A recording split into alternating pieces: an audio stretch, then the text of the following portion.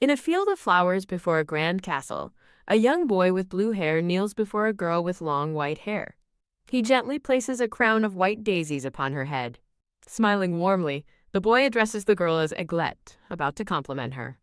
He finishes his thought, telling the stunned Aiglette that her white hair is beautiful.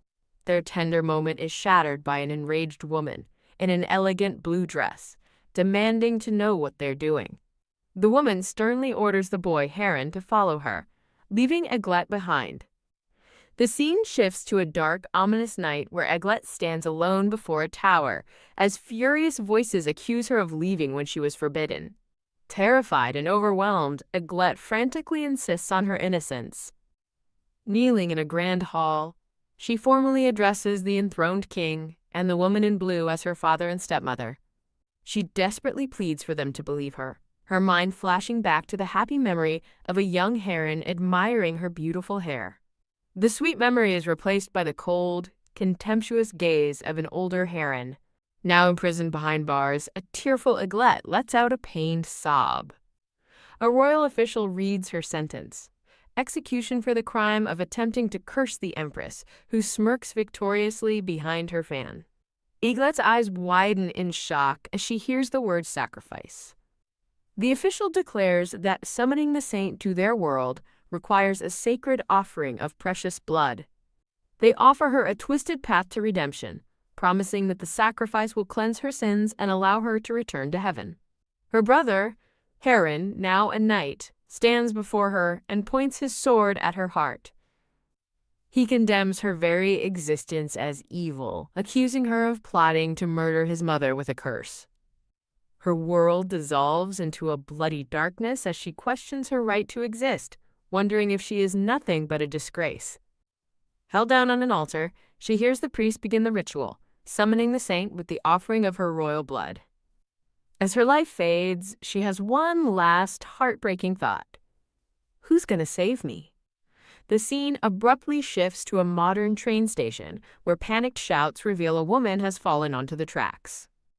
A cracked smartphone lies on the ground, its screen displaying a cryptic message. Now, tell us your name, the one who will save this world. A girl with long white hair stares at her reflection in confusion, wondering how she's here when she remembers falling onto train tracks. She examines her unfamiliar, ornate dress and her long, distinctive hair, a flicker of recognition in her eyes. Confused, she wonders if she's become Prince Aiglette before a formal title card corrects her identity, Princess Aiglette Archteryx. She recalls the plot of a popular game where the player defeats a demon king while getting close to handsome male characters. She remembers the original Princess Aiglette from the game, a faceless character meant only for a tragic role. The game's lore unfolds. A divine revelation demanded a sacrifice to summon a saint, and Princess Aiglette dutifully offered herself for her people. But this revelation was a cruel lie, manipulated by the wicked demon king. The princess was never meant to die. Ironically, the very ritual that sacrificed her also summoned a heroine from another world who ultimately defeated the demon king. The vivid and brutal memory of Aiglette's execution flashes through her mind. Clutching her head in pain, she struggles to understand why she possesses this traumatic memory. She tries to laugh it off as just a dream from playing too many games, but her delusion is broken when a maid enters, wishing Lady Aiglette a good morning. A few days later, the horrifying reality sets in as she cries in her bed, thinking, "It's not a dream." She realizes she has been reincarnated as Princess Aiglette, and the original princess's painful memories are now becoming her own. A shiver runs down her spine as she remembers dying once before, wondering if she has somehow traveled back in time. With sudden, wide-eyed determination, she decides on a course of action. She has to run away. But her escape plan hits a wall. She's trapped at the top of a guarded tower and has no magic to aid her. Overwhelmed by her hopeless situation, she collapses onto her bed in despair. She reflects on the official story that she's kept in the tower for her own protection, but knows it feels more like a prison.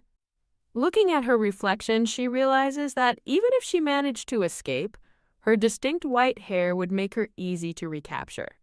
A key rule of this world is revealed. The darker one's hair color, the greater their magical power.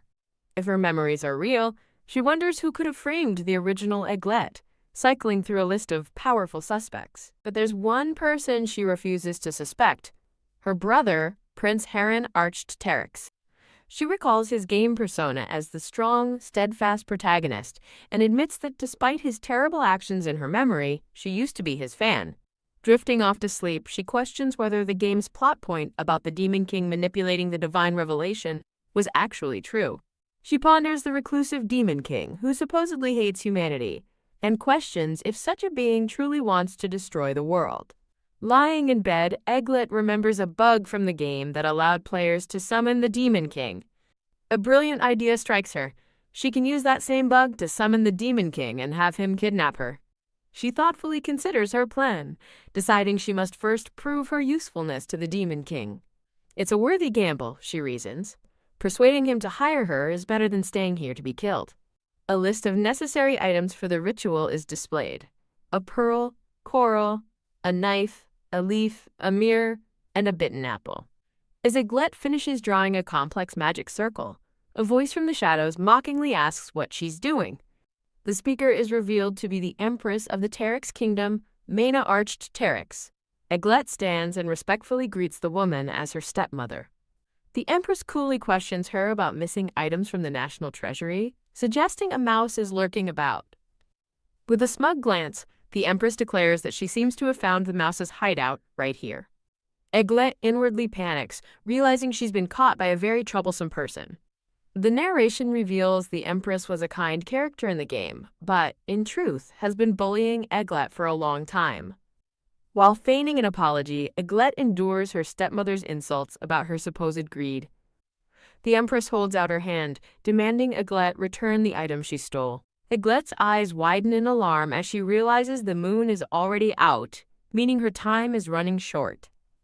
With a strained smile, she warns her stepmother to be careful not to get hurt. She swiftly pulls back a curtain, revealing her preparations. The completed magic circle lies on the floor, adorned with the various ritual components. The Empress scoffs at the display, sarcastically offering to play along with her whims. Ignoring her, Egglet takes a decisive bite out of the red apple, activating the ritual. She clasps her hands as a brilliant pink light erupts from the magic circle, engulfing her. The powerful magic swirls around her as she stands at the center of the summoning. The Empress screams as the sheer force of the magic blasts her backward. Stunned and disoriented, she stares in disbelief, demanding to know what kind of magic this is. Pinned against a stone wall by an overwhelming magical pressure, she trembles in fear. In a dark, fractured void, a man with black hair and horns begins to stir. The Empress gasps in horror as the horned man emerges from a smoldering crater in the wall. Her mind races as she registers his jet-black hair, large horns, and immense magical presence. With a jolt of terror, she realizes the impossible. He is the Demon King. The newly summoned Demon King looks down as Egglet's hands sparkle with residual magic. With her arms outstretched, Egglet boldly declares she was the one who summoned him and asks him to hire her. She gazes at him, her expression a mix of desperation and hope. Standing before the imposing Demon King, Egglet makes her plea again, "Please hire me!" Thinking she's captured his attention, she formally introduces herself as Princess Egglet Arched Terex of this kingdom. With her hand over her heart, she prepares to reveal the crucial information that will save them both. She warns the Demon King that if she dies, he will also die soon after, prompting his confused questioning. Egglet confidently reveals his true name, the Demon King, Raven. Demon King Raven is introduced with a title card, his shock evident as he wonders how a human could know his name.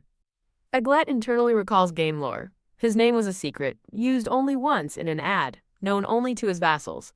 She urgently explains that she will soon be sacrificed to summon a saint from another world, whose purpose is to kill him. This revelation, once a simple game tagline, is now her terrifying reality. Raven looks down at her with a stoic expression, asking why she's telling him this. Amidst flashes of blood, Egglet desperately cries out that she doesn't want to die again. She explains her escape is futile, as her distinctive white hair makes her an outcast among humans. His eyes narrow in realization as he focuses on her white hair, a crucial detail clicking into place. Eglette asks if he's truly unaware of her reputation as the powerless princess of the royal family. Raven internally realizes the rumor about the Demon King manipulating the oracle was false. He decides he must protect this person who is more trustworthy than any human. He questions how she, being powerless, could use a magicless summoning technique and asks where she learned it. Suddenly, a blue-haired knight, Prince Heron, bursts into the room, demanding to know the source of the commotion. Heron stops dead in his tracks, staring in shock at the sight of his sister standing with the Demon King. Prince Heron rushes to his mother's side, urging the dazed Empress to get a hold of herself. Furious, the Empress demands to know where Eglette has gone. The Empress points accusingly at Eglette, claiming she summoned the Demon King to kill her. Staring in disbelief, Heron realizes the true nature of his sister's actions. Drawing his sword, he furiously questions if this is how a member of royalty should act, accusing her of attempted murder and working with the Demon King. Eglette calmly states that she had no intention of killing her stepmother. Heron screams at her to stop lying, revealing that her own maid told him she had been casting curses. While Heron continues his accusations, Demon King Raven observes the silly show and summons a blue, magical energy in his hand. He gently places his glowing hand on Eglette's neck, startling her with the magical touch. Heron stops mid-sentence, his face a mask of rage and confusion. Enraged, Heron declares he will arrest Eglette for attempted assassination and destroy the place along with the Demon King. Unfazed, Eglette looks to the Demon King and asks him to take her along with him. Raven muses on the interesting nature of a powerless princess from the Holy Kingdom of Light. With a confident smile, he agrees to her request and invites her to go with him. Heron watches in pure horror, screaming his sister's name. Raven carries Eglette away under the full moon as she bids her brother a quiet farewell. A lone raven flies away from the tower as Heron desperately shouts Eglette's name into the night. Spreading his large black wings, Raven flies through the night sky with Eglette in his arms, announcing their arrival. Eglette marvels internally that she reached her destination so easily, a feat that would have taken great effort in the game. They land gracefully on a balcony where a man with glasses watches their approach. The man, introduced as the Demon King's confidant and a greater demon named Owl, asks where his king has been. Eglette looks on in confusion as Raven stands beside her. Raven introduces Eglette as the princess who summoned him to kill the Empress, causing her to panic and deny the accusation. With a deadpan expression, Raven admits to Owl that he was wrong. He explains to the baffled confidant that he doesn't know why he's here himself, only that he brought her because she asked him to hire her. With a sly grin, Raven cheekily announces that he just hired a body pillow for himself. Eglette and Owl stare in unison, utterly shocked by his declaration. The story's title is displayed against a purple background. In a lavish room, Eglette nervously accepts a cup of tea from Owl, thinking it tastes surprisingly normal. She sips her tea, admitting she expected all demon food and drink to be much weirder. She watches as Raven's gloved hand reaches for his own teacup. Raven takes a sip of his tea and casually informs Owl that he's hired Eglette as his body pillow, starting today. Owl demands an explanation for bringing a human into their home, but Raven simply reiterates that she's a princess of the Terex kingdom. Eglette listens, recalling that even the Grey Prince Heron confirmed she was his younger sister. Raven thoughtfully notes that he's never seen someone without any magic power before, finding the story of a hidden princess intriguing. A magical aura sparkles around Eglette as she sits quietly. She turns to the side, insisting that she didn't try to kill her stepmother, and was framed. Raven leans forward with a smirk, asking if she, a human, cares more about her own life than defeating the Demon King. A dark, glitching memory flashes of a woman running in fear. The memory shifts to a terrifying image of Eglette on the ground with a sword pointed at her. Blushing with fear, Eglette admits that the thought of dying again is terrifying. Her hands tremble in her lap as Raven quietly processes her words, finally understanding her desperation. Raven instructs Owl to assign her a maid, prompting his confidant to protest loudly, fearing she might be part of a human trap. Eaglet looks over, confused by his order. Raven smiles and clarifies his offer. He's hiring her as his body pillow.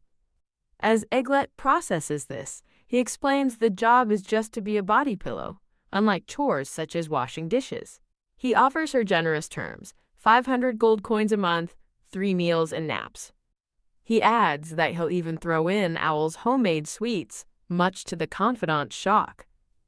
Overwhelmed by the offer, Eaglet's eyes turn into literal dollar signs as she realizes she can buy anything with that kind of money. Leaning on his hand with a satisfied smile, Raven declares that their deal is complete. Dressed in a simple blue nightgown, a nervous Eaglet stands before an ornate bedroom door. Inside, Raven sits on a grand canopied bed and beckons her to approach him. Eaglet stands hesitantly before him, startled as he looks up at her from the bed. Raven rises and gently pulls a surprised Eaglet towards him by her shoulders. Raven looks down at her with a serious, unreadable expression. Blushing furiously, Eaglet finally realizes the true, intimate meaning of being a body pillow. She finds herself on her hands and knees on the bed, looking up at the horned demon king. He pulls her into his arms from behind, demonstrating exactly what the job entails. As he rests his head against hers, a brilliant blue magical aura envelops them both. Surrounded by sparkling energy, a blushing Eaglet wonders what's happening to her. Raven holds her close, his expression peaceful as his hand rests gently on her side. They lie together in a shimmering haze of pink and blue magic, with Raven holding her protectively. Overwhelmed and blushing, Eaglet can only wonder what is going on. She suddenly realizes her body feels warm and a persistent pain is finally fading away. Raven sits up abruptly, realizing he relaxed too much, and worriedly asks if the now limp princess is feeling sick. Tears in her eyes, Eaglet stammers that she's fine, while Raven looks on, with a hint of a blush. A blushing Raven covers his mouth, concluding that making her his body pillow was the right decision after all. He turns to her with a determined gaze. Lying on the bed, a flustered Eaglet listens as he tells her to keep her body relaxed. He places his hand on her chest, causing her to gasp and ask what he's doing. Raven notes internally that she's absorbing his magic faster, assuming it must be painful, and that he's just helping. Eaglet clutches his shirt, her body tense and her face flushed. With a slight blush, Raven subtly adjusts his shirt. As the sensation fades, a confused Eaglet asks if it stopped.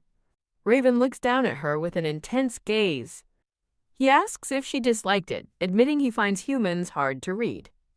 A shocked Eaglet jolts upright in bed, clutching the covers. Mortified, she realizes what just happened and panics internally. The shirtless Demon King lies peacefully beside her, seemingly asleep. Eaglet sits stiffly on the bed while Raven silently watches her. He asks if she's woken up, but she remains silent and avoids his gaze. Blushing, Eaglet explains her weird expression by admitting she just understood what body pillow meant, which he confirms. Raven smirks, clarifying he literally just wanted a body pillow and reminding her that she agreed to it. He casually replies that he was merely helping her, suggesting she could only complain if he had actually helped her. He explains that her body reacted to his magic and he simply took care of it, adding he deserves thanks. Eaglet is baffled. While getting dressed, Raven elaborates that she was absorbing his magic as heat and he prevented her from attacking him. He turns away, telling her to be quiet if she's going to complain, as he hates noise. Terrified, Eaglet wonders what kind of man he is and what he meant about her absorbing his magic. Resigned, she decides that enduring this is still a better fate than dying. Raven stands by the door, averting his gaze with a faint blush. Looking out a window, Eaglet reflects that a few days have passed since she arrived at the castle. Now in a pink dress, she sits alone, bored with her new routine of just eating and zoning out. She sighs, thinking about how incredibly bored she is. Blushing, she thinks about her nightly work, recalling the feeling of lying next to Raven. She still doesn't understand what he means by her absorbing his magic. She blushes as she remembers that he only ever calls her by name, Eglet, at night.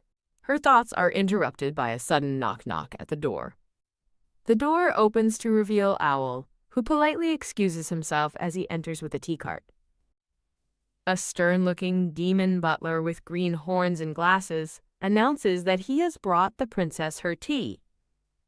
A young woman with long white hair blushes as she sits at a table, thanking him for the tea and cookies. Despite her polite exterior, she panics internally, forcing a smile while thinking he clearly hates her. She recalls that in a game he was a character she had to fight before the Demon Lord and that she beat him up. Taking a bite of a cookie, she reflects on the awkwardness of the situation, having fought him more than the Demon Lord himself. Her thoughts are interrupted as she blushes, realizing the cookie is absolutely delicious. While still munching, she remembers she's in the demon's base and wonders what other demons might be in the castle. Now wearing a pink headscarf, she clenches her fist with a determined smile, ready to go exploring. The scene pans out to a grand, beautiful castle perched atop a green hill under a clear blue sky. She cautiously peeks through a pair of ornate double doors, spying on the demons within. Inside, a lavish dining hall is filled with various demons enjoying a loud and festive banquet. Shocked by the number of demons, she immediately considers casting an explosive spell to clear the entire room in one go. Her snooping is cut short when a demon with brown hair spots her and angrily demands to know what she's doing. The demon confronts her, demanding to know where she came from as she thinks, crap, realizing she's been caught. Clutching her arm, she lets out a pained OWW, seemingly trying to create a distraction. Now seated awkwardly at the table surrounded by demons, she nervously wonders if she's in trouble. Flanked by amused demons, she timidly answers, "Why, yes," to their unasked question. A purple-haired demoness tells the kid to go home for her own good, making the girl realize they mistake her for a child due to different growth rates. She smiles brightly and thanks them for their concern, but explains that the Demon Lord gave her a job. Her explanation is met with a wave of roaring laughter, as the demons find her claim unbelievably absurd. An older demon dismisses her story, while she quietly insists that she isn't lying. The purple-haired demoness leans in with a smirk, informing the girl that the Demon Lord doesn't sleep. The older demon elaborates, explaining that the Demon Lord's body is so full of magic that he has no need for sleep. A brief flashback shows the black-haired Demon Lord, Raven, sleeping soundly and peacefully. The girl's eyes swirl with confusion as she internally shouts, "No way!" certain that she saw him sleeping. The demons ignore her confusion and prepare to send her home, asking where she lives. A sudden silence falls as Raven appears, his expression stern and unreadable. The entire room panics, and the feasting demons immediately drop to their knees in fear, exclaiming his title. Raven strides forward and abruptly pulls the girl from her chair, startling her. As his cape billows behind him, the other demons cower, their faces pale with terror. Holding her protectively, Raven issues a cold warning. The human belongs to him, and no one is to lay a hand on her. The demons look on in utter shock, finally realizing she's a human, and that's why they couldn't sense her magic. The girl lets out a startled "Kya!" as she is suddenly tossed onto a plush sofa. Looking up at Raven, she protests that it's still broad daylight, confused by his actions. He leans over her, their faces just inches apart, and calmly announces, "Nap time." The intimate moment continues as he hovers over her on the sofa, repeating his intention for a nap. A view of the castle appears as her thought bubble protests his intentions in the middle of the day. Blushing furiously, she pushes against his chest with both hands, shouting, "No." She nervously clutches her dress, admitting that he's right but still visibly hesitant. Noticing her embarrassment, Raven points at her and offers a compromise, saying he'll settle for her lap. She cries out in shocked embarrassment at his forward request. Before she can argue, Raven has already settled down, resting his head peacefully in her lap as she sits stunned. Her eyes swirl in dizzy disbelief as she looks down at him, completely flabbergasted by the situation. He gazes up at her silently from his comfortable position, his expression serene. As he rests, she touches a strand of her own long hair, quietly observing its strange color up close. Raven holds a lock of her hair, thinking how each colorless strand combines to look like white or silver hair. Gazing into her eyes from her lap, he softly tells her that her hair is beautiful. He refutes her past belief that her hair was a curse, sincerely telling her again that he finds it beautiful. Raven asks the silver-haired girl what she thinks about his compliment. Touched by his words, tears begin to stream down her face. Confused by her sudden tears, Raven asks why she is crying. Overwhelmed with emotion, she sobs that she doesn't know why. Wiping her tears, she wonders why a demon is kinder than a human, thinking it defies everything she thought she knew. In a memory, a horned demon confirms that, generally, demons don't like humans. Raven chastises her for her prejudice, explaining he's warning her because she might get hurt. Still teary-eyed, she realizes he sounds genuinely worried about her. Looking up at her with sincerity, Raven confirms that he is worried. Her eyes widen in stunned silence at his declaration. With a rustle, Raven sits up on the sofa beside the startled girl.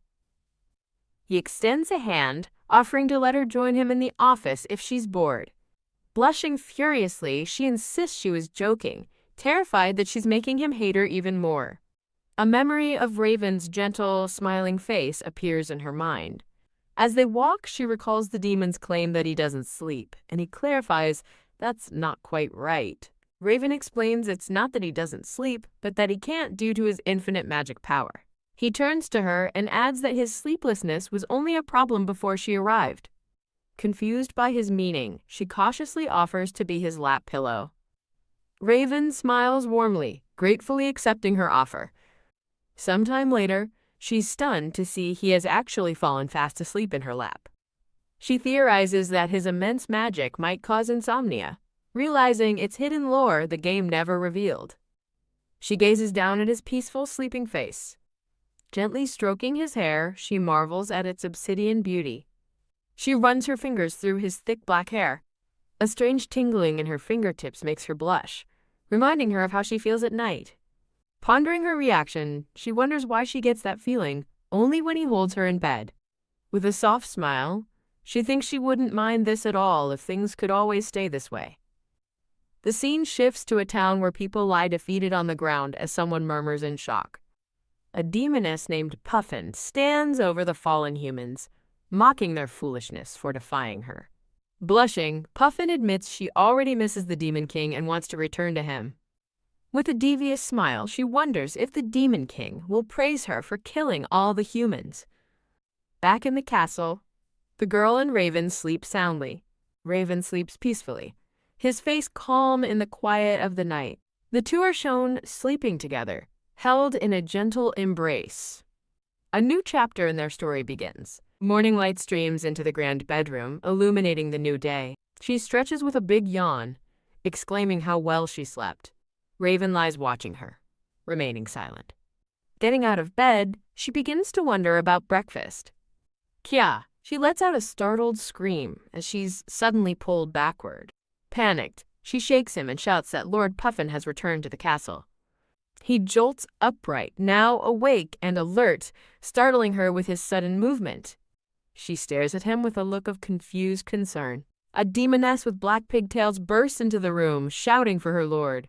Puffin joyfully announces her return to her beloved Demon King. She looks on, with an expression of smug adoration. Puffin proudly reports that she has successfully repelled the reckless humans who dared trespass. Blushing, Puffin reports that in addition to chasing stragglers, they also drove off a nearby human army. Puffin bows low on the bed before the Demon King, Raven, and the silver-haired girl.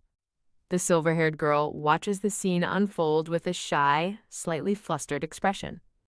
Puffin aggressively confronts the silver-haired girl, demanding to know who she is, while the girl timidly asks the same question. Puffin strikes a confident pose, introducing herself as a high-born noble and a member of the Demon Army's Special Task Force. The silver-haired girl is stunned, internally repeating the words, Special Task Force of the Demon Army. As a chibi Puffin looks on smugly, the girl thinks to herself that she's never heard of it. Puffin clings to Raven, jealously accusing him of getting another maid. But he ignores her and asks his aide, Owl, for a report. Huh. With a smug grin, Puffin tightens her grip on Raven's arm. The silver-haired girl sighs in resignation, thinking that she's just a body pillow after all. With her head down, she turns and walks out of the room.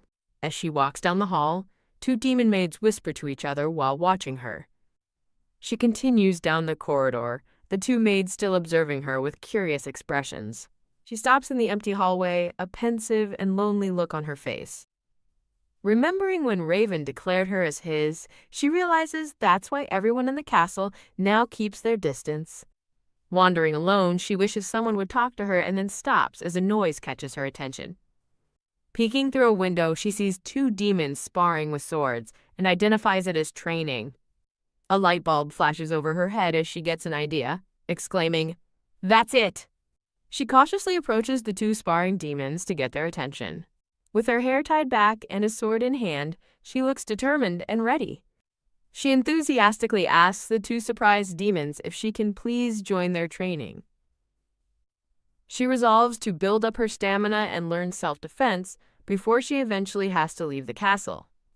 A crowd of demons gathers, whispering about the human and what she's trying to do.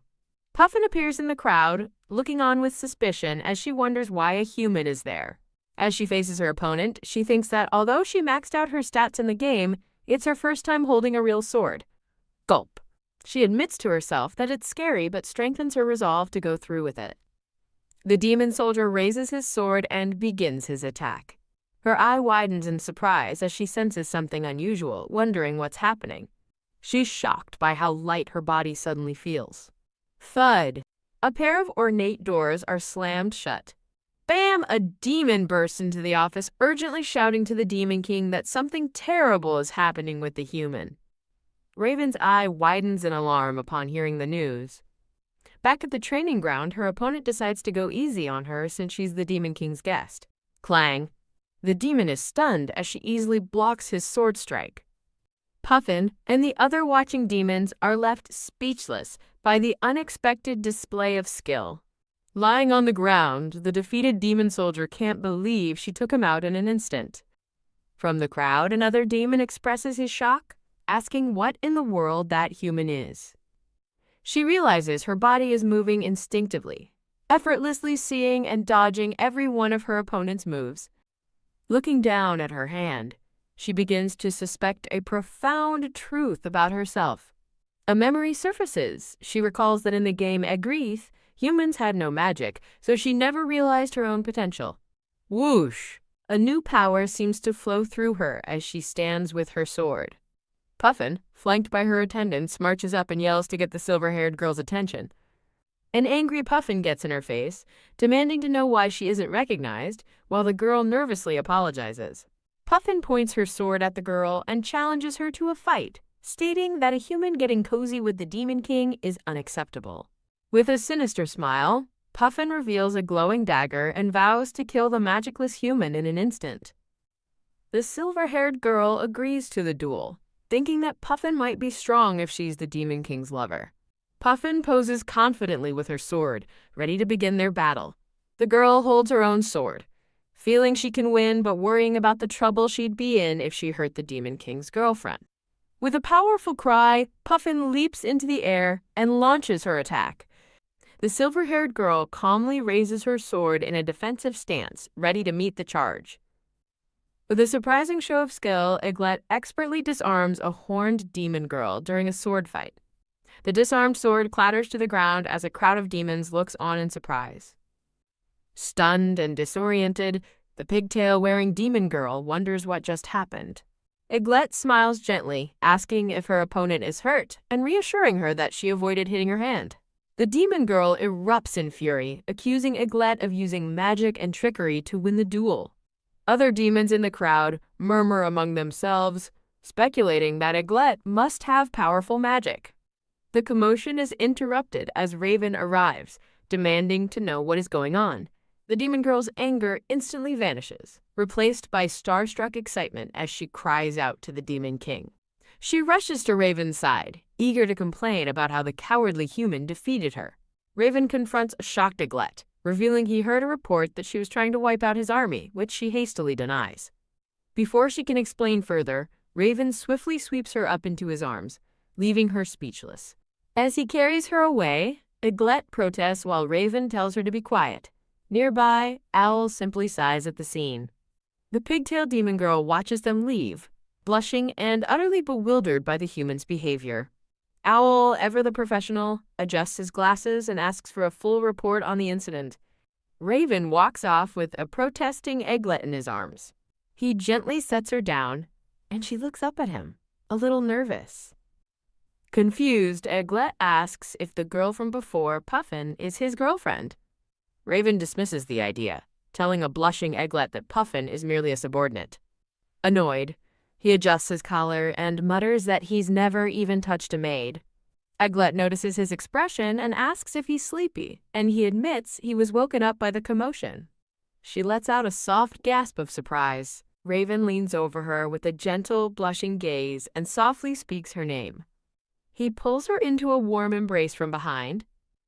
Her eyes flutter open, face flushed in the quiet, intimate moment. They lie together peacefully, Raven holding her close in his arms. Cuddled against a sleeping Raven, Eglette reminds herself not to get too attached, despite the comfortable moment. The scene transitions to a beautiful sunny day at the Grand Castle. Now dressed in a purple gown, Eglette sits alone, bored and thinking she has nothing to do. She glances over at Raven, who is busy at his desk, assuming he doesn't have time for her. Without looking up from his work, he simply tells her to do as she likes.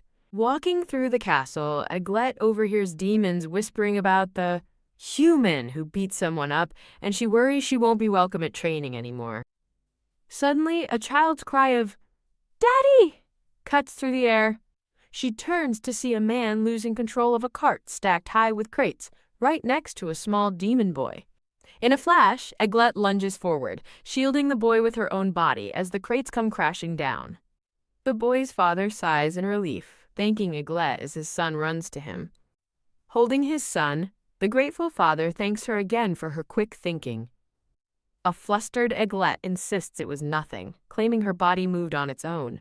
As she turns away, she grows anxious, thinking that if she keeps meddling, it will happen again. A dark, painful memory surfaces of a woman falling after being asked, "You like me, don't you?"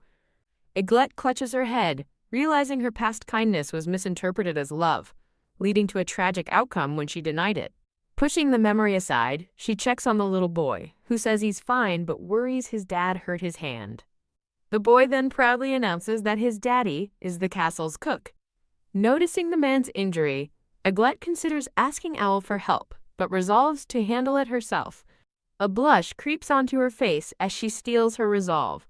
Later, she's called to a room where Owl addresses her as Princess. Inside, Raven questions her recent, regular trips out of her room, suspicious that they aren't just walks. Eglette explains she has been helping in the dining hall with Owl's permission since one of the cooks was injured. Owl thoughtfully considers her explanation before deeming it acceptable. Thump! Having made up his mind, Raven announces he is leaving and pushes back from his desk. He strides with purpose down a long, ornate castle hallway. The scene shifts to the castle's grand dining hall, where demons are enjoying their meal. Meanwhile, Eglette is all smiles as she happily helps out in the bustling kitchen. From behind a pillar, Raven eavesdrops as demons discuss how the human is actually very kind for helping an injured cook. His intimidating presence suddenly revealed, Raven startles the gossiping demons, who cry out to the Demon King in shock. He narrows his eyes, inwardly questioning their words. That human is kind? The terrified demons frantically insist that she is incredibly kind and never ignores anyone in trouble. Back at his desk, Raven muses over the idea of her being kind, concluding it's only to be expected from someone he brought to the castle. Later, Raven calls out to the princess as she sips her tea, and she looks up to answer. He declares that he's in trouble because he can't get any work done, but when she offers to get Owl, he waves it off. Smiling brightly, Eglette decides to go help in the dining hall instead. A slight blush appears on Raven's face as he thinks to himself that she's never treated him so kindly. In the kitchen, Eglette hums to herself while methodically slicing a carrot. She puzzles over the Demon King's strange behavior these past few days. From dropping things to whining about getting up. Peeking out of the kitchen, she wonders who has arrived this time. She finds Raven standing right before her, staring down with a serious expression. He leans in close, catching her completely off guard by asking why she is always so cold to him. Towering over the stunned girl, he repeats his question, demanding to know why she treats him with such coldness. Eglette is left utterly shocked and flustered by his unexpected accusation. She quickly grabs his arm and pulls him aside, telling him to come with her for a moment. Confronting him, Eglette asks what he meant, and he simply repeats that she always treats him coldly. Her only response is a completely baffled, "Huh? Huh?" He explains that she rushes to help others in trouble but never does anything for him when he needs it. With a hurt look, he presses her for an answer, asking why she treats him differently. Eglette quietly realizes he's simply complaining that she's kinder to the other demons than to him. Blushing furiously, she thinks to herself that he always gets flustered during their intimate moments anyway. Raven stands silent with his arms crossed, an unreadable expression on his face. A loud cry of "Wah!" suddenly pierces the air, interrupting their tense conversation. They turn to see a small demon girl in a green dress sobbing in the middle of the hallway. Without hesitation, Eglette rushes toward the crying child, with Raven following just behind. Eglette kneels to comfort the girl, who explains through her tears that her doll fell from an upper room to outside the castle. Thinking outside, Eglette realizes with a jolt that she's never actually been outside the castle walls before. She turns to Raven and asks for permission to take the girl outside to find her doll. After a brief pause, Raven gives his consent with a single word, "Fine." The scene changes to the formidable exterior of the castle, with guards posted at the main entrance. The two demon guards stand stoically at their posts. The guards snap to attention and salute as Lord Demon King emerges, followed closely by Eglette and the little girl. The guards anxiously ask if there is a security issue, but Raven calmly tells them their work is appreciated. Eglette gently asks the little girl where the doll fell, and the child points them in the right direction. The girl indicates a massive, dense patch of glowing purple thorns, saying, "It fell in there." Turning to a guard, Raven explains that the girl apparently dropped her doll. They spot a teddy bear tangled deep within the thorns, and Eglette confidently states she can reach it. "Ah, no, please don't." The guards immediately shout in alarm, stopping her. They explain the crystal thorns are a dangerous defense, as they are extremely sharp and shatter into even deadlier shards, prompting Eglette to ask if there is any safe way to get the doll. A frantic owl rushes onto the scene, scolding his lord for going outside without informing anyone first. Owl then asks the guards what they are doing, and one explains that a doll is stuck in the crystal thorns. Assessing the situation, Owl notes how difficult it will be to retrieve the toy and orders a guard to find a tool to hook it out. As Owl scolds the guards for abandoning their posts, a gloved hand reaches for a tangled mass of glowing thorns. Raven ignores the danger and plunges his arm into the thorny magic. Bam! Owl, Puffin, and the silver-haired girl watch in horror as Owl shouts for his lord. Ignoring his bleeding arm, Raven calmly pulls a small teddy bear from the thorns. Owl urges him to remove the thorns, explaining that the teddy bear belongs to Puffin. The silver-haired girl looks on, stunned into silence by his reckless act. Rushing to his side, she cries out in alarm, pointing to his bleeding arm. Raven turns to look at her, his expression unreadable. Blushing with concern, she stares at him, her worry plain on her face. Nearby demon guards whisper in disbelief that the Demon King would allow himself to be injured like that. Owl remains silent, his expression stern as he watches the two of them. Later, as she tends to his arm, the shirtless Demon King tells her, "There's no need." She looks up, confused by his words. Examining his arm more closely, she is shocked to find there's no wound at all. He explains that his immense magic power causes any injury to heal instantly, Still blushing, she insists that he must have still felt pain and shouldn't have gotten hurt. His expression softens as he looks away, a flicker of his true feelings showing. He reveals his magic is so vast that his body can barely contain it. A painful memory surfaces of his younger self, writhing in bed from the agony of his own power. He confesses that he has been tormented by constant, lonely pain his entire life, which no one could understand. Looking at her tenderly, he says everything changed when she appeared. He speaks her name for the first time, Eglet. He admits using her as a body pillow was just to absorb his magic, but his feelings have changed. Eglet is stunned, asking if she's actually helpful to him. He smiles, confessing he used to wish he could vanish, but now couldn't bear to lose her. She gently touches his cheek, asking if being close to her like this still hurts. Blushing, he admits it's strange, but he no longer feels the pain he had grown used to. Leaning in close, he confesses that the thought of losing her is what truly scares him now. He pulls her into a tight embrace, pleading with her to stay closer to him. Holding her gently, he whispers for her to stay by his side. In an intimate moment, he repeats his heartfelt request for her to stay close. Sometime later, Eglet sits quietly, knitting a long brown scarf. Her thoughts drift to the Demon King. She reflects on his overwhelming power and her ability to absorb it, realizing there's more to their connection than just being his pillow. The Demon King appears, handing back the ball of yarn she dropped, telling her it fell. She accepts it with a shy thank you, a blush on her cheeks. They sit together on the couch, she knitting while he rests beside her with his eyes closed. He gently leans his head against her shoulder, seeking comfort. Eglet reflects on how considerate he's been, even getting her a knitting set to help her pass the time. Sitting with Owl, Eglet feels an awkward tension in the air. She nervously asks if the commander he mentioned is Puffin, but Owl curtly denies it. Eglet sits alone, sadly wishing that humans and demons could coexist peacefully. She learns a terrible secret. The previous Demon King was killed by humans. A bloody flashback reveals how humans betrayed the former king during peace talks and massacred the demons in the castle. Is that true? Eglet asks in horrified disbelief. The scene shifts to a beautiful human castle surrounded by a lush forest. Owl reveals the kingdom responsible for the slaughter was the Terex Kingdom, Eglet's own birthplace. He explains the current Demon King's mother escaped the massacre while pregnant and died giving birth to him. Born from tragedy, the Demon King inherited both the curse and the hope of his people, becoming the strongest in history.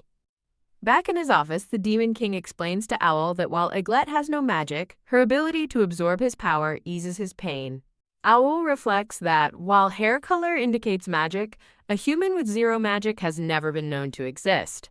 He asks Eglet if her hair color is real, and she nervously stammers in response. In a flashback, he recalls her skilled swordsmanship, wondering where a princess could have learned to fight so well. The Demon King, arms crossed, agrees that he also wants to know the answer to that question. Flustered, Eglet wonders what to say, thinking they would never believe her if she admitted her skills came from a game. She reflects on her dual identity as Yukiko and Eglet, her two sets of memories coexisting without conflict, even the memory of being sacrificed. With a hand over her heart, she reveals that she has died once before and expects to die again soon. A bloody memory shows her bound and sacrificed for a forgotten sin, her final act being to summon a hero, making her wonder if she's in a time loop. She realizes the game character Colette always dies before the story begins, and now wonders if, in this life, she can use her sword to change her fate. The Demon King asks if the sword is the only thing she can use, and she admits that while she hasn't tried anything else, she should be able to fight. When Owl asks about her magic, she explains she has none, despite understanding the theory behind it. Owl condescendingly remarks that it's because she lacks magic. The Demon King looks pointedly at Owl, asking his trusted aide if he understands the situation now. Owl flinches, taken aback by his lord's reprimand. As Owl silently walks away, Eglet watches from the couch while the Demon King remains at his desk. Eglet looks up with concern, a wordless sound of tapping feet indicating she's about to follow him.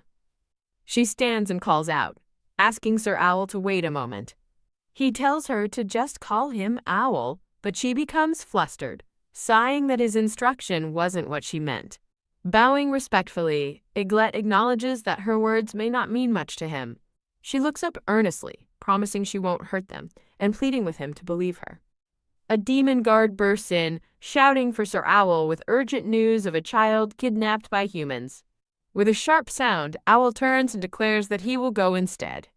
A hiring notice is displayed, featuring various roles listed above an illustration of a dark-haired man and a red-eyed girl. Eglette stands alone in a vast hall, horrified by the thought of a demon child being captured by humans. Standing beside a concerned Eglette, Owl adjusts his glasses and reiterates his decision to go. The story's title is presented in elegant, stylized Japanese characters. Eglette clasps her hands worriedly, asking what has happened. A bloody flashback shows a demon mother holding her child as text explains that humans launched a surprise attack, slaughtering demons without mercy. The Demon King is depicted as a menacing figure, despised by all and aiming to bring an end to the world itself. In a tender memory, the Demon King recalls wishing he could just disappear, catching Eglette by surprise. Eglette stands with a look of deep concern, her hand placed over her heart.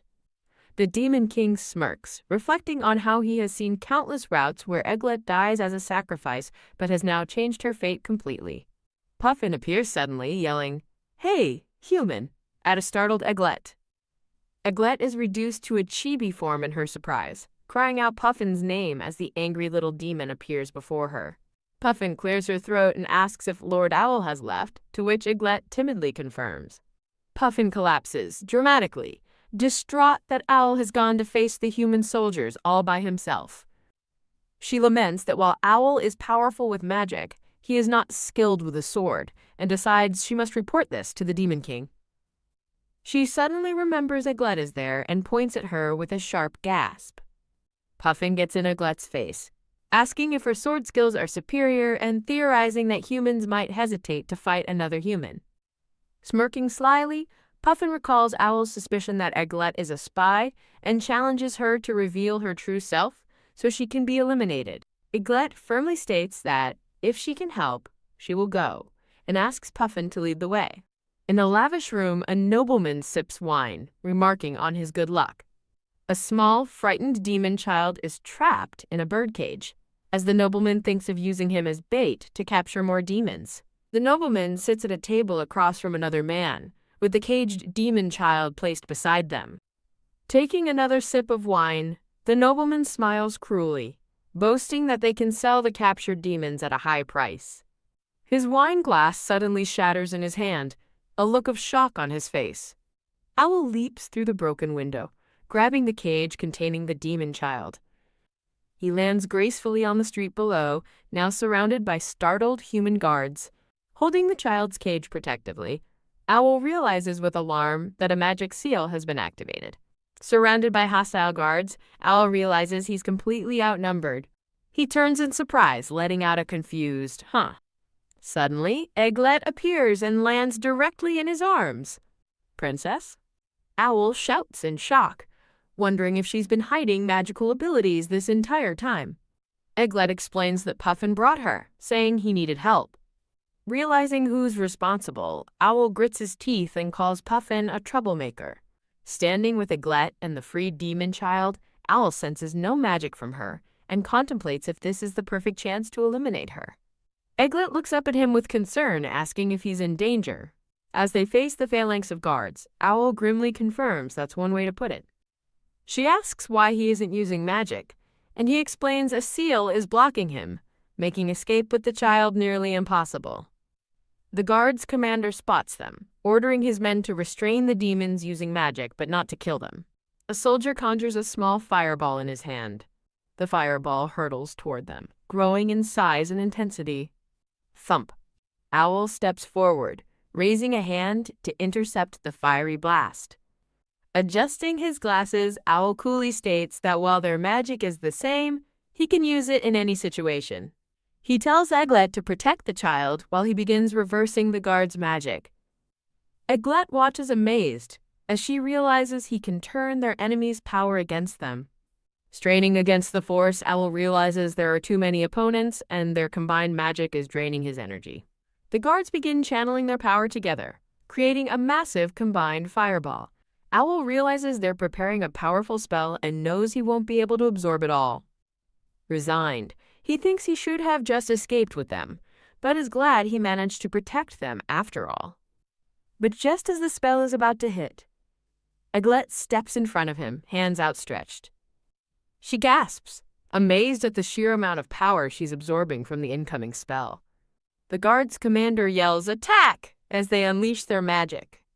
From a high window, the full force of the magical assault is seen descending upon them. Egglet's hands glow as she gathers the fiery energy.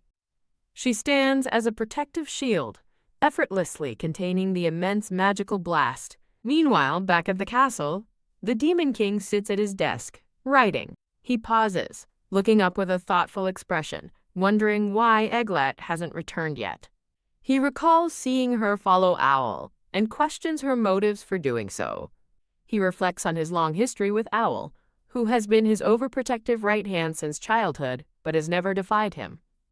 Though Owl was wary of Egglet, the Demon King trusts he wouldn't harm someone he cares about. He remembers her gentle concern, asking if his pain was gone. A faint blush appears on his face as he wonders where she is and what she could possibly be doing. Back on the battlefield, Egglet stands ready before Owl and the demon child.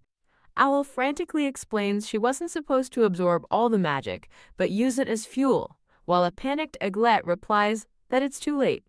He quickly instructs her to hold the energy, aim it, and throw it back at them.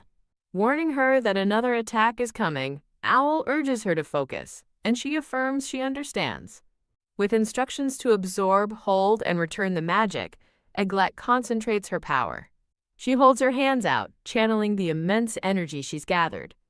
The nobleman who orchestrated the kidnapping watches from a shattered window in disbelief. A massive explosion erupts in the courtyard, stunning both the nobleman and Egglet with its sheer power. Wah! Egglet excitedly hugs a stone-faced owl, cheering, "I did it!" Owl is shocked, marveling that she mastered such a difficult technique in such a short time. As she smiles brightly at him, he grimly thinks how dangerous she would be if she ever became their enemy. Egglet beams, thanking him and saying she's glad he doesn't have to handle everything alone anymore. Owl simply agrees while Egglet, energized, declares her intention to practice her new ability. The defeated guards groan in despair, realizing they never stood a chance against such unexpected power. Owl dismisses them as mere mercenaries, then adds with cold resolve that the man responsible for this must die.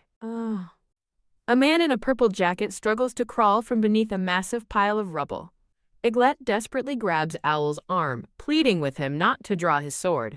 Trying to de-escalate the situation, she quietly points out that a small demon child is watching them.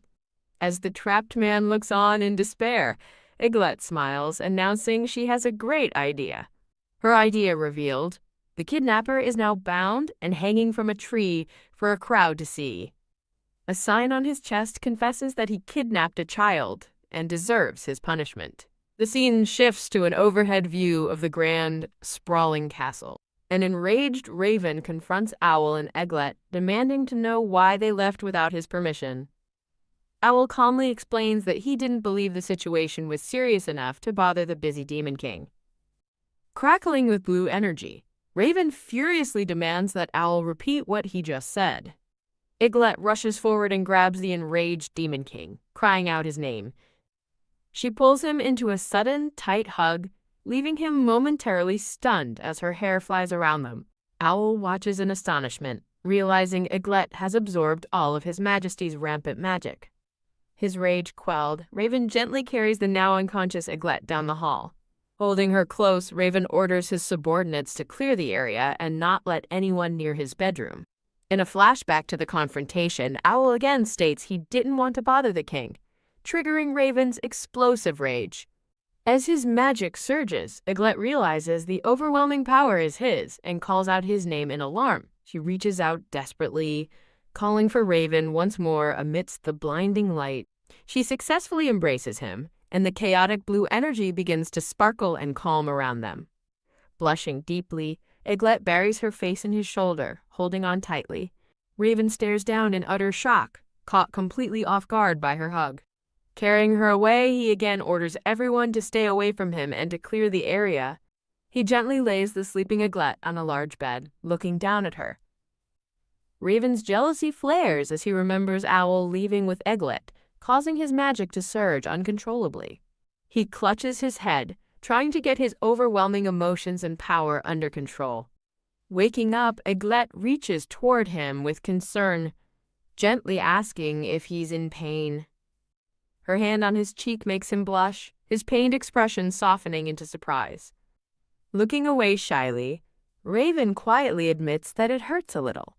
They gaze at each other, blushing as he holds her hand to his cheek. As she moves to hug him, Eglette senses that his magic is still overflowing. She embraces him tightly, absorbing the volatile energy swirling around him. She reflects on her plan, believing she could safely absorb his power with the right adjustment. She recalls that the Demon King's magic is so immense in both quantity and quality that it causes physical pain. The sheer power makes her blush, thinking how thick, heavy, and overwhelming it feels. Raven gazes down at her with a soft, affectionate smile, his cheeks still dusted with a blush. Later, Raven looks down with a serious yet gentle expression, his shirt now unbuttoned. He leans over her tenderly, his hand cradling her head as he softly calls her name. Flustered by his touch, she shyly confirms that Eglette is indeed her name. Lying beneath him, she looks up and calls his name back to him. He leans in closer, repeating her name with a soft, loving gaze. With a backdrop of sparkling magic, he gently kisses her. The kiss deepens as she wraps her arm around his neck. A flashback reveals a thought. This is the first time seeing the normally unreadable Demon King so furious. His magic continues to leak out, surrounding him in a soft blue aura as he looks down, flustered. He gives in, burying his face in her shoulder as she comforts him. Standing outside the closed bedroom doors, Owl worries that he can't let the king sleep forever. Inside, a shirtless Raven rests peacefully with his head in Eglette's lap as she strokes his hair. Peeking inside, Owl is left speechless and blushing at the intimate scene. In the castle corridors, a group of demons gossip about a rumor that Lord Owl has acknowledged a human, leaving them in shock. Peeking from behind a pillar, a distraught demon girl with red-tipped pigtails wonders how this could have happened. Elsewhere, Eglette knits peacefully, greeting an unseen audience. The scene reveals she's knitting while the Demon King, Raven, rests his head on her lap, absorbed in his paperwork. Looking flustered, Eglette thinks to herself not to ask how she ended up in this situation. Raven glances up from his work, his gaze meeting hers from his comfortable position on her lap. He closes his eyes, sighing contentedly as he relaxes against her. As her hands continue to knit, Eglette notices how soft his hair is and how large his horns are. She reflects that his behavior has changed since she stopped his magical outburst, though he was already acting strange before, remembering when he embraced her. She recalls Raven repeatedly asking her to stay with him and worries that she might have praised his music too much. With an awkward smile, she tells the resting Raven that the children will be here soon and that he should wake up. Just then, two young demon children burst into the room, excitedly asking Eglette to teach them knitting again. Eglette happily sits with the children on the floor, patiently teaching them how to knit. From his vantage point, Raven watches them, thinking it's good that she's staying inside more, but that her attitude remains unchanged. Eglette beams with genuine happiness as she spends time with the enthusiastic demon children. Raven recalls the moment she embraced him and called him by his name, Raven, noting she hasn't said it since. Suddenly sensing a change in his mood, Eglette looks up with concern, wondering what's wrong as the children cling to her. A dark, menacing aura surrounds Raven as he glares from his desk, startling the others. Eglette recognizes his foul mood, thinking to herself that it's happening again and has been occurring frequently. As the children look on worriedly, she suddenly wonders if the Demon King simply doesn't like kids. To her surprise, the little demon girl gets up and bravely runs toward the sulking Demon King at his desk. The girl stands before Raven's large desk and presents something to him. Blushing, the little girl apologetically offers him 2 small flowers, begging the Demon King not to hate them. She scurries back to Eglette's side, hiding her flushed face as Eglette and the little boy watch Raven's reaction. Raven gently holds the small, colorful flowers against one of his horns and declares them beautiful.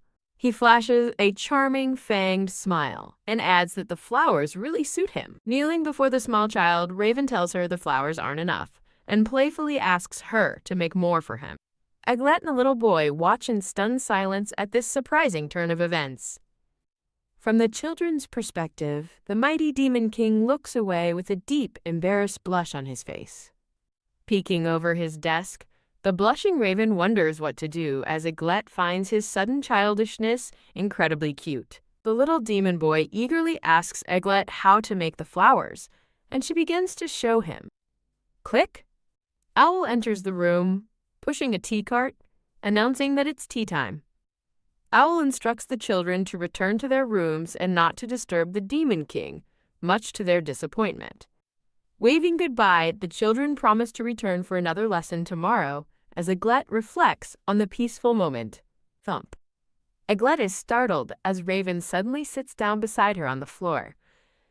He eyes her knitting project curiously and asks what she's been working on for so long. She explains that she noticed his horns get caught on his sheets, so she knitted covers to protect them.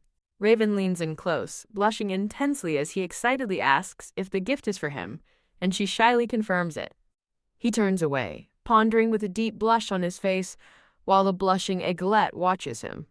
Owl announces that the tea is ready, as tiny, adorable versions of Raven and Eglette peek over the trolley in anticipation.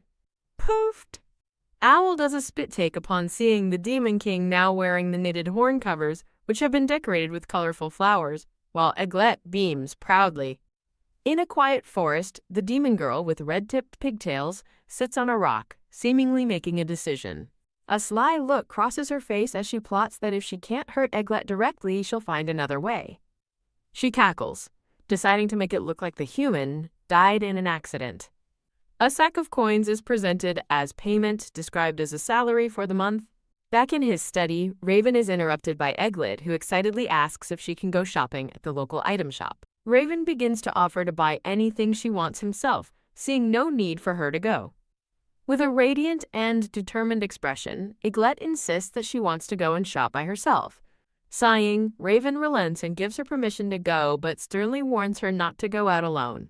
In the bustling Demon King Castle shop area, a thriving marketplace serves both soldiers and regular demons. Eglette's face beams with excitement as she takes in the sights of an actual item shop. Looking at jewelry, she reflects that she'd never visited before because she had no money to spend. Eager to browse, she happily considers what to buy, torn between weapons, armor, and magic items. As she walks, she thinks she has no chance to practice magic here, unaware that the demon girl with red-tipped pigtails is watching her. Peeking from behind a column, the demon girl wonders what the human is doing here instead of with the Demon King. To the spying girl's shock, Eglette effortlessly swings a massive greatsword, making her question if Eglette is truly human. Thump, convinced she must be eliminated, the determined demon girl runs off to enact her plan. Oblivious Eglette politely asks the shopkeeper if she can hold a small sword on display. Oof! The demon girl suddenly shoves Eglette from behind, then aggressively demands that she look at her. Eglette turns around, looking confused by the sudden confrontation. On display is a rare, cursed dagger imbued with the power to drain magic from humans and demons. Eglette's eyes sparkle with desire as she recognizes the dagger as a key material for weapon synthesis, declaring she must have it. Startled by her sudden interest, the demon girl urges her to wait. Holding the dagger with a radiant smile, Eglette excitedly asks the shopkeeper for the price as the demon girl watches, annoyed. Outraged by Eglette's audacity, The demon girl silently fumes, wondering who she thinks she is. As Egglet happily thanks the shopkeeper, the demon girl glares, internally vowing to absolutely kill her. Clutching her new dagger, Egglet muses that the curse is harmless to her, now needing only to find materials to synthesize it. She decides she'll need to go to the forest for materials, possibly from a Dragonian couple, when a shout interrupts her thoughts. Turning, she sees the angry demon girl and asks, "Puffin?" A light bulb flashes as Egglet realizes Puffin is a strong demon and excitedly asks her to go to the forest with her. Puffin sees this as the perfect opportunity, agreeing with a sinister smile as she thinks Egglet is walking right into her trap. While Egglet celebrates with a cheerful "Yay!" Puffin darkly promises that today will be the human's last day. A rope unfurls through the air, ready for a rescue. Egglet holds the rope, desperately calling for Puffin to hold on as she tries to pull her from a deep pit. Covered in mud at the bottom of the pit, Puffin clings to the rope, bewildered as to why her own trap backfired on her. After the rescue, Egglet asks if Puffin is all right, mentioning she was surprised when Puffin suddenly jumped in. Puffin forces a smile and lies, claiming she simply slipped because she wasn't careful. In a chibi flashback, it's revealed that Puffin tried to push Egglet, who sidestepped, causing Puffin to fall instead as she cries in frustration. Egglet expresses relief that the pit wasn't bottomless, while Puffin fumes, realizing her trap failed completely. Undeterred, Puffin grits her teeth and silently declares it's time for her next trap. As they walk, Egglet gracefully avoids grasping vines that immediately ensnare the clumsy Puffin behind her. Puffin struggles, yelling for Egglet to wait and wondering how she avoids everything, before a sudden grab stops her. Giant carnivorous plants snatch Puffin into the air, and a horrified Egglet cries out her name. Grrr! Egglet is now surrounded by menacing wolf-type magical beasts, as Puffin watches from a tree, certain this trap will work. To Puffin's disbelief, Egglet walks past the now docile wolves, leaving Puffin to wonder at her luck while vowing more traps are ahead. Egglet remarks that Puffin seems quite unlucky today, causing the flustered demon girl to insist she's fine. Gently wiping the mud from Puffin's face, Egglet tells her not to push herself and to rest for a moment. Touched but resolute, Puffin suddenly remembers her goal and asks Egglet if she was looking for apples. A glint of realization appears in Egglet's eye as she connects the apples to the castle shop. With sudden purpose, Egglet pulls the startled Puffin close to her side. Thump! A massive red dragon emerges before them, leaving Puffin utterly terrified and speechless. Egglet smiles brightly beside the shocked Puffin, announcing that she's found it. Puffin stares in disbelief, wondering if the terrifying dragon is what Egglet meant by apples.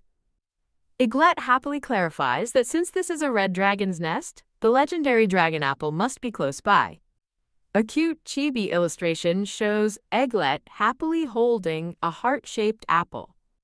An item description identifies the dragon apple as a rare demonic fruit said to grow from a red dragon's breath.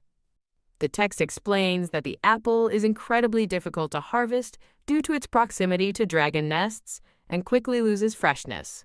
A stylized title card for the series is displayed. The mighty red dragon lets out a deafening roar. As the dragon lunges, Puffin trembles in absolute terror. Watching Egglet's calm demeanor, Puffin wonders why she would seek something so dangerous for a mere dragon apple. Puffin stares at Egglet's slight smile, internally questioning who this girl really is. A narration explains that in this world, there are humans, demons, and magical beasts. Further text clarifies that some magical beasts bond with demons or become familiars. The text states that dragons are a terrifying exception, deemed invincible due to their magic and unmatched fierceness, causing even Puffin to freeze in fear.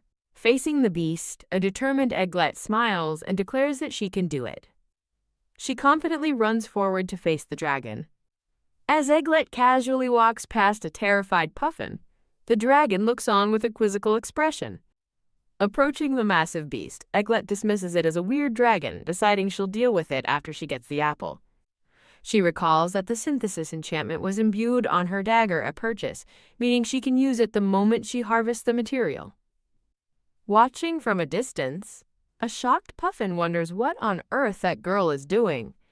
Puffin wishes Egglet would get crushed, but then realizes that if she dies, escaping alone will be even harder.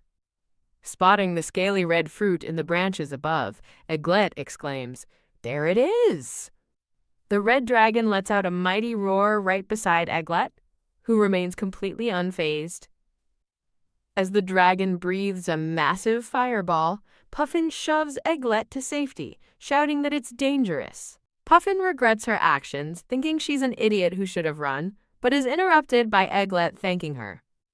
Holding the dagger to the dragon apple, Egglet begins the synthesis process.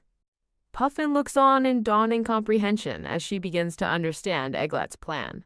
Realization strikes Puffin as she exclaims, "Weapon synthesis," and understands this was Egglet's goal all along.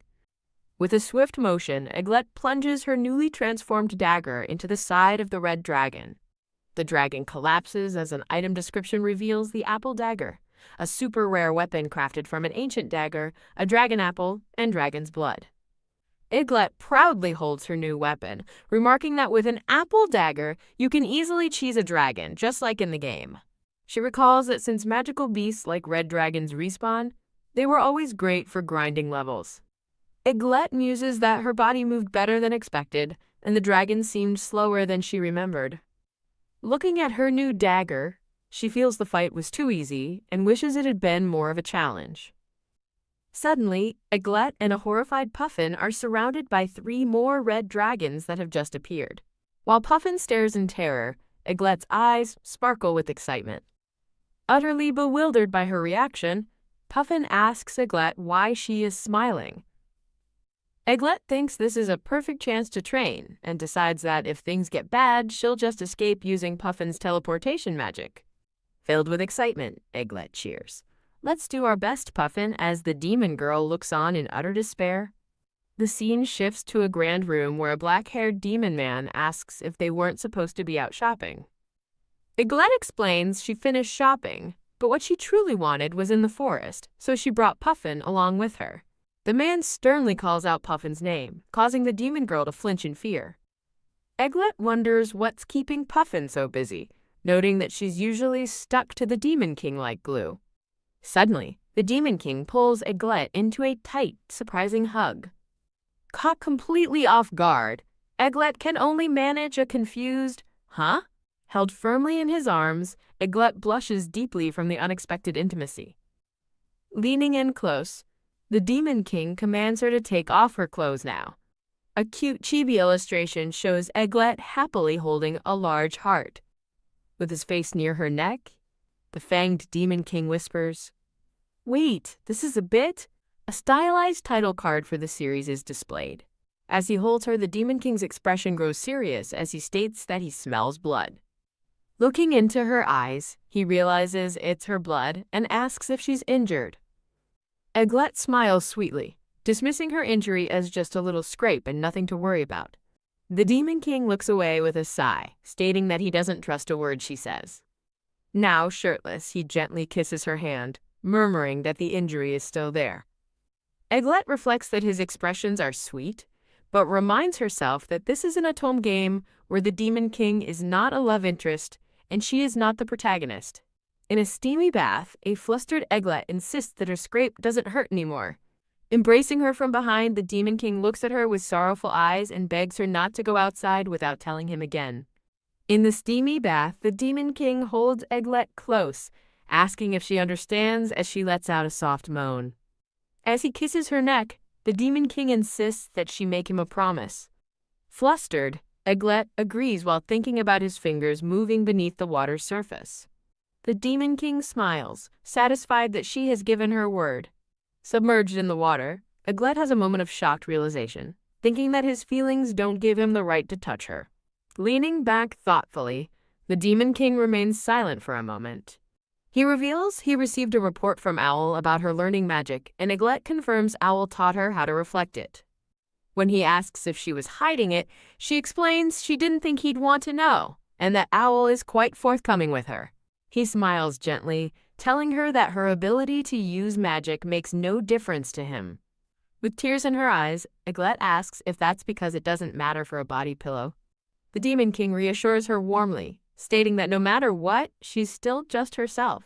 In a chibi-style aside, the Demon King worries his power was too strong, while Eglette wonders if that means she can't use hers. He explains that she instinctively absorbed the backlash of her own overwhelming power to protect the people of the castle from being vaporized. Blushing, he offers her all the magic she desires if she'll stay by his side, but she bluntly tells him she doesn't need it. Later in bed, Eglette suddenly recalls the battle, remembering that she wiped out the red dragons. In a cute illustration, she explains how she synthesized the rare apple dagger and tested it, as the Demon King recognizes the weapon's name. Looking troubled, she asks him if she did something terrible. The Demon King smiles slyly, suggesting they go together to check on those poor things. Dressed for an outing, Eglette confirms she is ready as the Demon King waits for her on the balcony. He surprises her by sweeping her up into his arms. A stylized title card for the series is shown. Cradled in his arms, Eglette looks concerned, remembering his plan to visit the dragon's nest. The Demon King repeats his desire to go see how the poor things are doing. Confused by his words, Eglette also notes that he even had Owl pack them a lunch for the trip. Holding her securely, the Demon King announces that they are about to land. They arrive in a dark forest, standing before the same tree where the dragon apple hangs. A sudden, horrified jolt hits Eglette as she realizes this is the exact spot where she wiped out the dragons. Just then, 3 massive red dragons emerge from the woods before them. While Eglette watches in terror, the Demon King calmly asks the beasts if their chief is present. The largest of the 3 red dragons stares down at the pair. Eglette is stunned that the dragon can talk, while the Demon King asks if it seeks revenge for the princess. The dragon, however, only asks who she is. The Demon King clarifies that she is the princess of the Terrix Holy Kingdom, prompting the dragon to ask for her name. Blushing nervously, the girl introduces herself as Eglette. The dragon thanks Eglette, identifying her as the daughter of the Toki Princess of the White Heron. Utterly confused, Eglette questions the name Toki and asks why the dragon is thanking her. The Demon King explains that red dragons are high-class beasts, capable of speech, but are usually too proud to engage with others. A narration describes the red dragon life cycle. They burn upon death and are reborn from their own ashes, making them nearly immortal. The lead dragon explains that since no one had slain them in a long time, they had grown old. Eglette's actions allowed the entire clan to be reborn. Eglette has a flash of insight, realizing their age was the reason they were so slow in their previous fight. The Demon King smiles, asking if she understands now that what she did wasn't a sad thing at all. With a happy, blushing smile, Eglette agrees. The dragon offers Eglette one wish as thanks, and she eagerly asks him to spar with her for training. While the Demon King looks on in shock, the dragon agrees to her unusual request. With her apple dagger at the ready, Eglette confidently faces the 3 reborn dragons. She charges into battle as the Demon King shouts her name in alarm. The dragon observes that it's never seen him so excited, which the flustered Demon King quickly denies. The Demon King cautions the dragon not to hurt her, but their conversation is cut short by Eglette's sudden scream. The dragons sheepishly report to the Demon King that Eglette has accidentally slipped off a nearby cliff. Without hesitation, the Demon King leaps off the cliff after her. As she plummets, a panicked Eglette thinks she got too carried away and is about to say goodbye to her second life. Eglette squeezes her eyes shut, a deep blush spreading across her face as her heart thumps loudly. With a flash of his wings, the Demon King catches her, looking down at her in surprise as he holds her securely in his arms. Blushing furiously, the Demon King yells that she really is such a handful. Holding her close, he gently chides her, asking her to please try to be more careful. Looking up at him with wide, teary eyes, a blushing Eglette stammers out an apology. With a powerful beat of his wings, he lifts them into the air, leaving the 2 red dragons looking up from below. Standing together later, the Demon King holds a shyly smiling Eglette close. The scene shifts to a woman in a long dress walking through a dark, foreboding corridor. The woman, the Toki princess, glares down at a massive red dragon imprisoned in a cell, vowing that she will never forgive it. In a cute chibi illustration, Eglette sits happily, clutching a large, shiny red heart. Eglette and the Demon King enjoy a peaceful picnic, with her pouring tea as he watches her with a soft expression. Taking a bite of a sandwich, Eglette smiles blissfully at the delicious taste. The two sit side by side, happily munching on their sandwiches together. With a smudge of sauce on her cheek, Eglette licks her finger and exclaims how amazing and delicious the sauce is. The Demon King gently reaches over and wipes the sauce from her cheek with his thumb. He then brings his thumb to his own lips to taste the sauce, his expression thoughtful, as Eglette looks on in shock. Utterly flustered and blushing bright red, Eglette is stunned by his action, thinking that while the sandwich is good, this is too much. The Demon King looks at her coolly, simply asking what's wrong. Overwhelmed with embarrassment, Eglette can only continue to blush intensely. Still flustered, Eglette wonders if this is normal now, thinking he touched her so suddenly. The Demon King smirks, teasingly asking if it isn't a bit late for her to be surprised by that. Eglette concedes that he might be right, but thinks to herself that this has never happened before. She recalls seeing Puffin clinging to the Demon King while Owl looked on, remembering Puffin saying he claimed she wasn't his lover. Her thoughts troubled, Eglette thinks they seemed close and asks the Demon King what kind of girl Puffin is. The Demon King looks over, surprised by her sudden question about Puffin. He calmly explains that Puffin is one of his royal subordinates, just like Owl. Eglette processes this, realizing Puffin has feelings for the Demon King. Leaning in close, the Demon King asks her why she keeps calling him by his title. He looks at her intently, pressing the point by asking if she knows his name. Blushing deeply, Eglette quietly speaks his name for the first time. Raven. Raven smiles warmly and confirms her name in return, making her blush even more. In a flashback, a younger man with brown hair speaks with a red dragon, which tells him to look after any humans he finds, despite the war. In the present, Eglette realizes that any humans capable of capturing a dragon must have come from her own Terex kingdom. Puffin, a young woman with red-tipped hair, walks through a courtyard in a dark cloak, her expression grim. In a memory, she watches a white-haired woman face down a dragon, thinking that this dangerous human could be a threat to the Demon King. Puffin grits her teeth in anger at the memory of someone getting so close to her Demon King. Her past flashes by. Though told the Demon King was terrifying, she remembers him looking lonely when he saved her from human captors. As a young, scarred girl, she vowed to become useful to him. Puffin recalls her struggle to become the youngest Lance Corporal and create a Black Ops unit, all to be of service to him. Back in the present, Puffin feels isolated and frustrated, believing even Lord Owl has been swayed by Eglette, leaving her in the dark. Elsewhere, people gossip about the mysterious white-haired girl, speculating she must be the human from the rumors. Nearby soldiers discuss the same girl, mentioning rumors that she tried to assassinate the queen and now has a bounty on her head. Puffin approaches the soldiers and demands they tell her everything about that story. The scene returns to the prison, where the Toki princess walks toward a cell with determined steps. Gazing at the moon, the Toki princess thinks Eglette must be dead, but vows she won't find peace until she sees the body herself. A guard rushes in to inform the Toki princess that someone has requested an audience with the prince. The guard reports that the visitor claims to have seen the white-haired human the prince is searching for. A sinister smile spreads across the Toki princess's face as she realizes Eglette is still alive.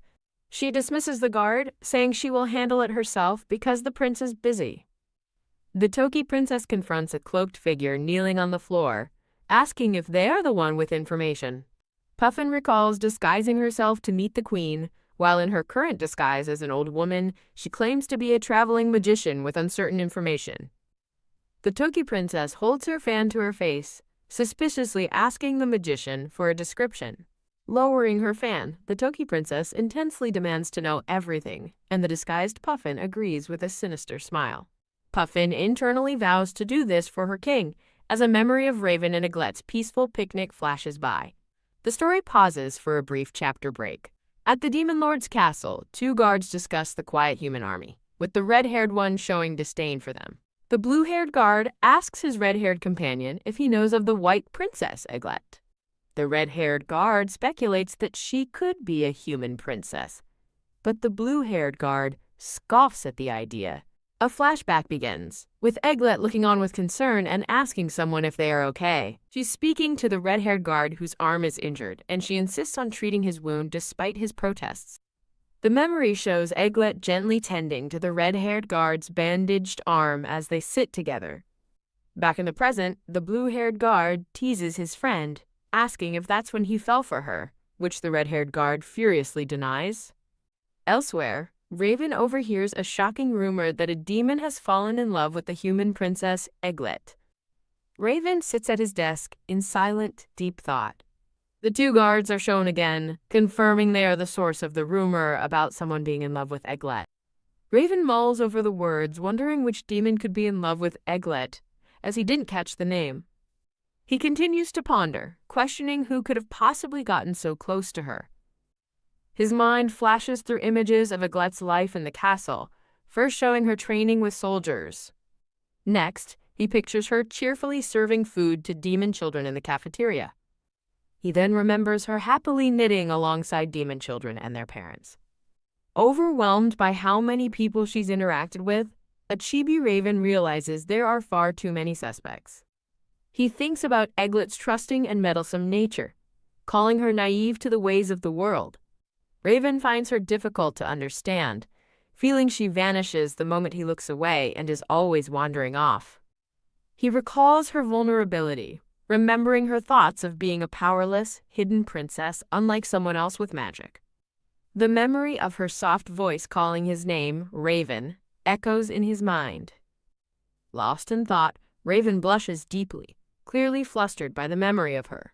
A sudden click of a door handle catches his attention as Eglette peeks in, noticing a noise. Finding a flustered chibi Raven at his desk, she asks him what's wrong. Eglette touches his forehead, worried his red face means he has a fever, and wondering if demons can even get sick. She smiles warmly, offering to take care of him, saying it's the least she can do even if she's not his hug pillow. Raven gently takes her hand and kisses it, telling her she doesn't have to do anything for him. He looks at her sincerely, telling her that simply staying by his side is enough, causing her to blush. Hearing a noise at the door, Raven announces he's coming as Eglette watches with concern. Raven turns to Owl with a serious expression, instructing Eglette to stay behind him. Watching from afar, the two guards conclude that the Demon Lord himself must be the one in love with the human. Left alone, Eglette sits anxiously, fearing the approaching human army will lead to a massive war. She looks on with a heavy heart, wishing she could stop the conflict, but knowing it isn't that simple. Turning around, Eglette is surprised to find Puffin standing in the doorway with a stern look. Eglette recognizes her and calls out her name, confused by her sudden appearance. Puffin forcefully grabs Eglette's arm as Eglette cries out her name in surprise. With a violent shove, Puffin pushes Eglette towards a rift of red, crackling energy. Eglette falls backward into a strange, glowing red void, utterly bewildered as Puffin watches from above. She lands hard on a stone floor with a painful thud, crying out in shock. Looking up from the ground, Eglette is met with the sharp tip of a sword pointed directly at her. She finds herself completely surrounded by armored human soldiers with their swords drawn. A man in a blue and white military uniform steps forward, looking down at the captured Eglette. The blue-haired man gazes down at her and declares, "Found you, Eglette." The disguised Puffin appears beside the man, asking if this is the girl he was looking for, and he confirms she is. The man then turns his sword on the old woman, outing her as a demon. He orders his soldiers to restrain the demon with a magic seal and to take Eglette away in the carriage. Trapped on the floor with swords crossed at her neck, Eglette hears an ominous thought. Mother is waiting for us. Back in Raven's empty, ornate office, a voice calls out, questioning, "Eglette?" Raven stands in the doorway, realizing the room is empty, and she is gone. He sighs in frustration, thinking about how she has wandered off once again. His attention is caught by a faint, crackling trail of red energy lingering in the air. Raven examines the residue, identifying it as space magic and questioning who could have used it, knowing Egglet couldn't. As the red particles glow in his hand, a look of sudden realization crosses Raven's face as he identifies the culprit. Puffin. Elsewhere, a cell door slams shut, and Egglet is thrown into a dark prison. The blue-haired man stares down at Egglet through the bars, surprised she's still alive and human, while Puffin lies captured in another cell. Egglet asks if he's going to kill her, but he coldly informs her she will wait there until her punishment is decided. Confused, she asks about special treatment, and he scoffs that he'd planned to kill her, but their mother pleaded for her life. A sudden thought strikes Egglet as she wonders if the original course of events hasn't been fully altered yet. A flashback reveals the original plan, a ritual to sacrifice Egglet to summon a saint, which Raven internally notes is entirely unnecessary. A blood-splattered screen details the grim original timeline: sacrifice the princess, summon the saint, and defeat the Demon King. The thought of the Demon King's death sends a wave of despair through Egglet. Back in the present, the blue-haired man blushes and looks away, muttering that running away from her didn't help. Egglet reflects that she brought this on herself, just as a sudden noise startles both her and the blue-haired man. With newfound resolve, Egglet declares she's not the same as before and can escape, only to discover the magic ceiling bars nullify her power. She wonders why she was put in a magic ceiling cell, realizing someone must know she can use magic, and groans in frustration. In a nearby cell, Puffin lies unconscious on the stone floor. Seeing her, Egglet calls out in concern, warning that magic is sealed here, but Puffin furiously tells her to shut up. Puffin tearfully asks why Egglet is worried after she was the one who betrayed her. Egglet looks on, utterly confused by the accusation of betrayal. Puffin explains that she heard the prince was searching for a white-haired woman and led him to Egglet. Realizing her own capture was part of the deal, Puffin bitterly tells Egglet it serves her right, though she admits her fear. Egglet looks at Puffin with genuine curiosity and asks why she is considered a criminal. Standing with quiet determination, Egglet states, "That's what people like to say about those who are different." Puffin insists she did nothing wrong, mentioning the queen knew her name, which confirms for Egglet that the queen orchestrated the betrayal. Shaking the bars, Puffin demands Egglet reveal her true self, but Egglet calmly replies that there's nothing to show. Egglet quietly repeats the cruel judgment she's always heard. Someone without color or magic must be cursed. Reacting to the word cursed, Egglet explains that her white hair is her natural color, though she doesn't know why. She recounts her lonely past, explaining she grew up isolated in a tower, only dreaming of the outside world. Puffin furiously accuses her of lying and trying to deceive the Demon King. Stunned, Egglet asks Puffin how she could possibly know about that. Puffin explains that the story is an old one that all demons know, and it is the very reason they hate humans. Blushing, Puffin thinks about the Demon King and his willingness to die. She declares with fierce loyalty that she won't let him die, even if it costs her own life. Her words resonate with Egglet, who recalls how indifferent Raven seemed when they first met. The memory of Raven's gentle voice echoes in her mind, telling her that simply staying by his side is enough. Egglet turns to a startled Puffin and confesses that, unlike Raven, she didn't want to die. Bathed in moonlight, Egglet stands in her cell with a powerful new resolve. She formally introduces herself with her full name and title, Egglet Archaeopteryx, Princess of the Kingdom of Teryx. As she speaks, Egglet makes a silent vow to protect the Demon King, Raven, vowing that she will never let anyone kill him. Puffin stares in shock, trying to process the name of the Forgotten Kingdom. The realization hits her as she thinks in disbelief. "Princess?" A close-up shows Egglet's face, her expression now filled with unshakable determination. The title page for Chapter 23 is displayed. Puffin rattles her cell bars, yelling at Egglet to stop lying and insisting a princess shouldn't be there. She continues her denial, questioning how a princess could possibly have white hair. Egglet meets her frantic gaze with a calm, unwavering expression. Egglet reflects on her identity, quietly thinking her own name. A flashback reveals she was born Princess Eglet Archaeopteryx, but without any magic. Her magicless birth would have threatened the royal family, but then something changed. Eglet remembers that despite her circumstances, one person was always there for her. A memory surfaces of a young blue-haired boy, her brother, inviting her to play since no one was around.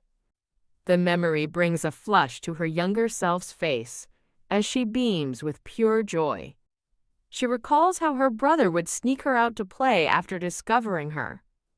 Their happy moments were cut short when her stepmother found them, demanding to know what they were doing.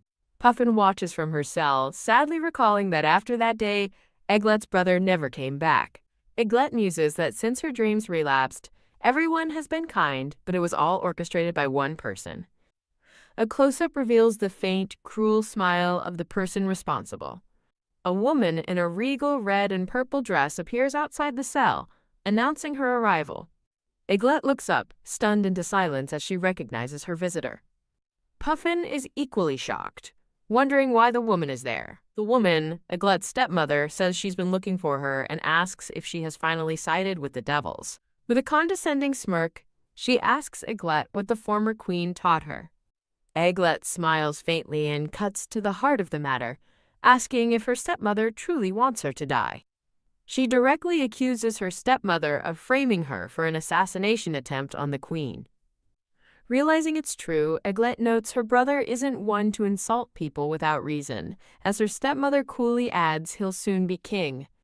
The news confuses Eglet, who remembers that in the game, he was supposed to remain a prince.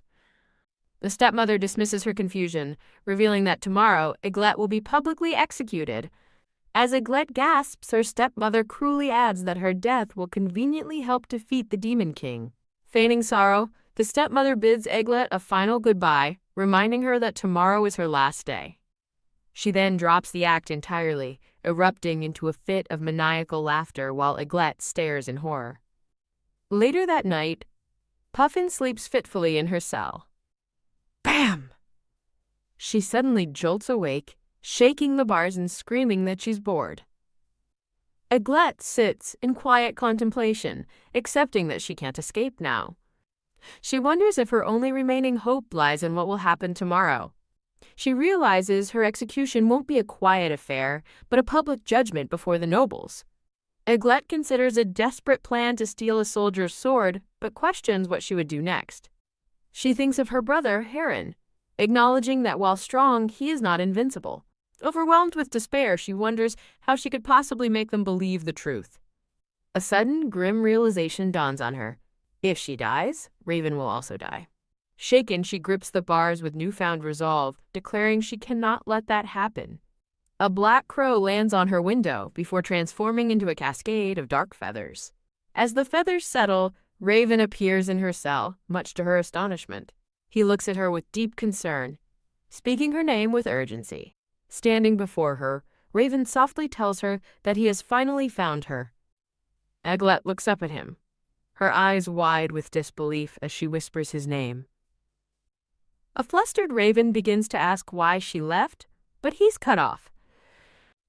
Grab. Eglet lunges forward and seizes his arm without a word.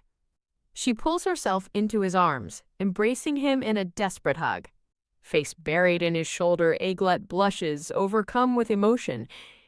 She lets out a soft sigh of relief, still clinging to him tightly. As they embrace, Eglet looks up at him, tearfully asking if it's really him.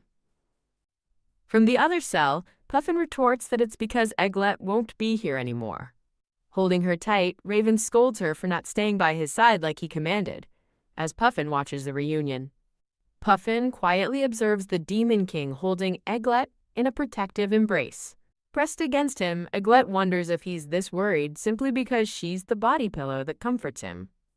A flustered Raven bites her hair, insisting that her being a body pillow isn't why he's worried.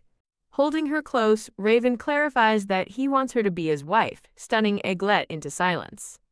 Leaning into his embrace, Eglet asks if she can stay by his side, making him blush.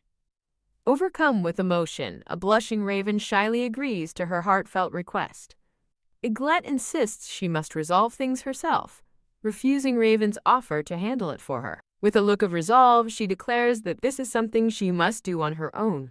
Raven reluctantly agrees to her plan, but warns that he will intervene if she's in any danger.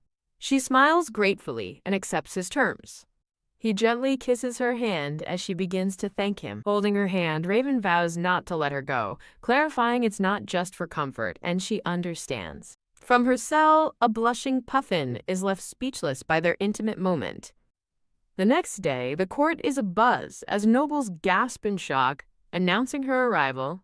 Princess Eglet is led into the hall alongside Puffin, both bound, as Eglet maintains a calm expression. She stands before the throne, facing her family and the assembled court. Looking at the throne, she calmly addresses her father and brother. Her gaze then falls upon her stepmother, who peers coolly from behind a fan. A tense silence hangs between them, before the stepmother breaks it with a triumphant, cruel smile. The stepmother recoils dramatically, accusing Eglet of trying to curse her, causing Heron to cry out in alarm. Heron angrily demands the priest reveal her crimes, and the priest begins reading the formal charges, ending with a death sentence. The priest adds that she used a forbidden spell to summon the Demon King, shocking the listening nobles. Heron testifies that while they defeated the Demon King, she managed to escape with him afterward. The priest proposes an alternative sentence, sacrificing her to summon a saint, and Eglet realizes the true, twisted nature of their plan. She calls out their hypocrisy, asking if they will truly kill her on false charges and call it a noble sacrifice. Her direct accusation leaves her brother, Heron, momentarily stunned. The court begins to murmur, questioning the terms wrongly accused and sacrifice. Putting on a show, the stepmother bursts into tears, dramatically lamenting that the kind princess is gone. She pleads with the distressed emperor to use the flames to save Eglet, and he weakly agrees. With the king's permission, she rises and commands the guards to bring the flames. A heavy thud echoes through the hall, startling both Eglet and Puffin. The source of the sound is revealed, a massive, chained dragon being led into the throne room. The dragon lets out a furious, deafening roar. Unafraid, Eglet smiles brightly at the beast and asks to borrow its power. She repeats her accusation, questioning if they'll truly sacrifice her based on a crime she didn't commit. The dragon, now a glowing red, stands before her as a voice orders them both to be imprisoned.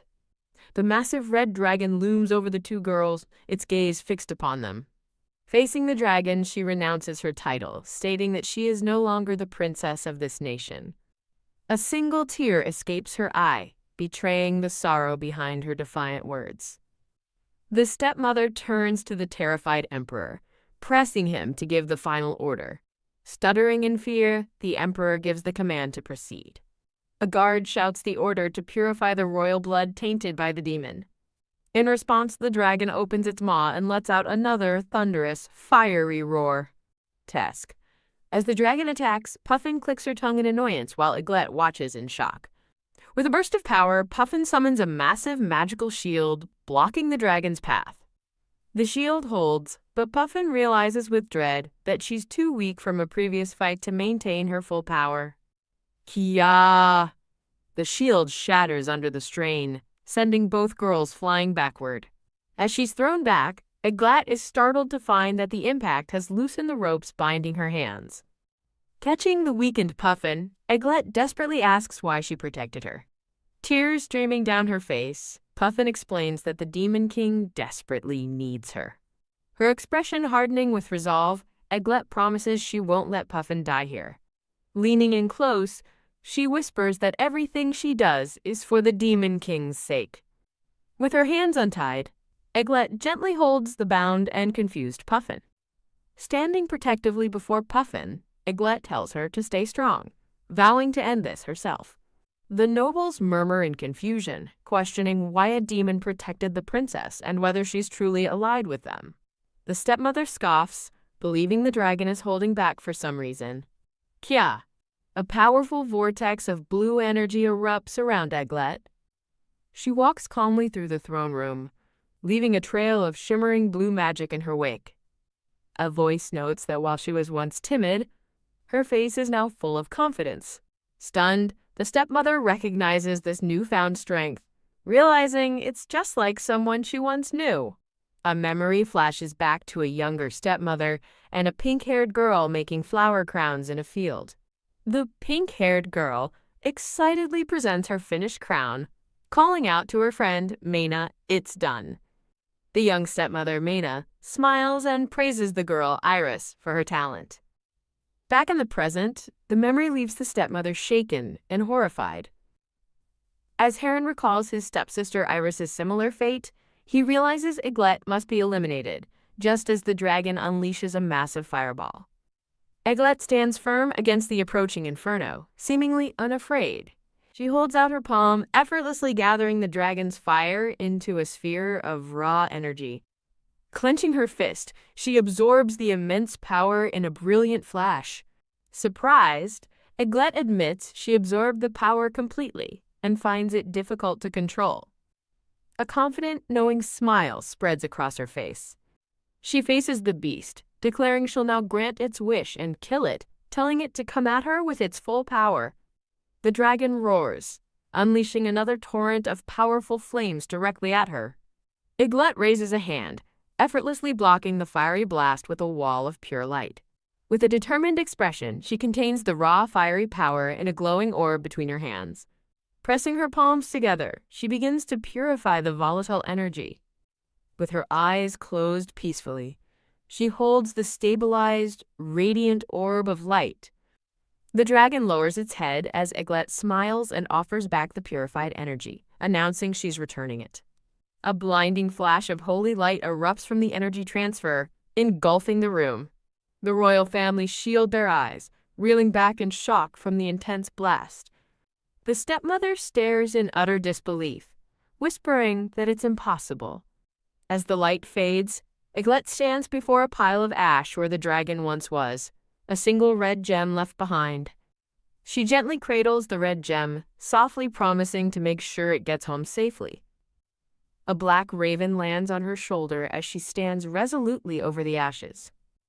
The nobles cry out in terror, calling her abnormal for consorting with a demon and warning everyone to stay away.